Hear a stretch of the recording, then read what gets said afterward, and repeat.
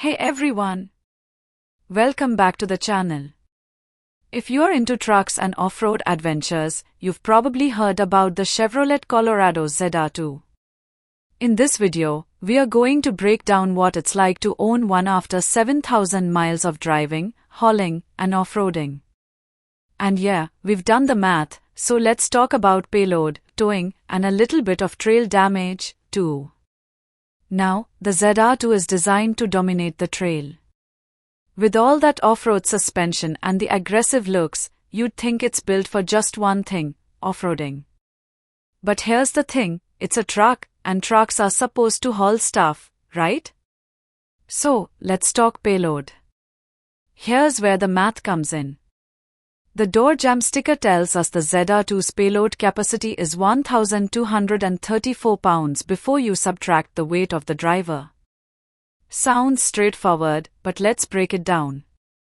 We tried moving some bulk materials, specifically 2 yards of topsoil. That's about 2,600 pounds if we filled the truck bed to the brim. A quick soil bulk density analysis showed we were going over the limit with that much dirt, so we had to rethink our strategy. We ended up hauling it in 4 trips. So, lesson learned, you really need to watch your payload when loading up. Next up, we wanted to move 250 square feet of sod. We called ahead, and the pallet came in at about 900 pounds. It didn't quite fit between the wheel wells, but that's not a huge deal if you are willing to drop the tailgate. A quick tip, always check that door sticker, it's customized for each trim and tells you exactly what your truck can handle. When you're not hauling stuff, the ZR2 is a different animal altogether. It's got all the off-road tech you could want, armor, suspension, and multiple drive modes that make it a beast once the blacktop ends. I've gotta tell you, when you're driving on paved roads, the ZR2 feels surprisingly smooth.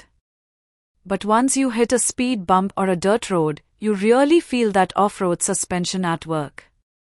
It's equipped with spool valve dampers that absorb bumps like a dream. One of my favorite things? Baja mode. You flick it on, disable traction control, and the truck just comes alive, especially in tight turns. It's fun, and you get a ton of control, even in two-wheel drive. Okay, so here's the downside. Off-roading does come with some risk. On one of our trail runs, the left rear tire met a rock, and, well, you can see what happened. Thankfully, the ZR2's got a full-size spare and everything you need to get back on the road. A quick tire change, and we were back on the road. The replacement cost? $420. Not terrible, but still a reminder that things can get expensive if you're out there really pushing the limits. Now that we've covered hauling and off-roading, let's talk about the overall experience. After 7,000 miles, I can honestly say we couldn't be happier with the Colorado ZR2. It's one of the few mid-size trucks that makes you want to take the long way home just for the fun of it. It's an off-road monster when you need it to be, but it also handles everyday driving like a champ. Sure, there are some trade-offs when it comes to payload and towing capacity, just like with any mid-size truck. But when you're on the trail, it more than makes up for it. So there you have it. The 2024 Chevrolet Colorado ZR2 is a serious off-road machine, but it's also got the chops to haul and tow when you need it. Just make sure to keep an eye on your payload limits. If you are looking for a truck that can do both work and play, this one's definitely worth a look. Thanks for watching.